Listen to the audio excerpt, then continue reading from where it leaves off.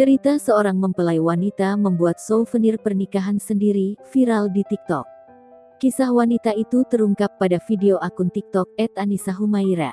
Dalam video terekam proses si wanita membuat souvenir berupa hand sanitizer itu.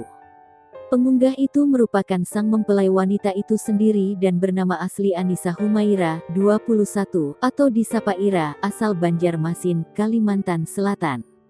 Ira menceritakan, souvenir itu ia buat untuk acara resepsi pernikahannya pada tanggal 29 Mei tahun 2021 lalu.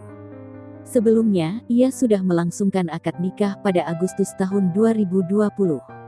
Alasan Ira membuat souvenir sendiri karena ia lebih senang mengurus semua kebutuhan di momen bahagianya itu. Terlebih lagi, Ira punya waktu yang panjang menjelang resepsi. Dalam membuat souvenir ini, Ira membeli segala bahan bakunya di platform belanja online.